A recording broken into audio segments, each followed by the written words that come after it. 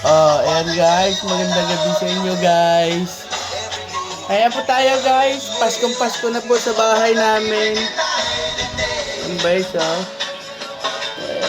ramdam na namin ang kapaskuhan dito sa aming munting tahanan guys. Ayan. Tapos guys, syempre, Pasko na. Ang iinumin ko guys, makulay din. May dilaw, may pula. Ayan.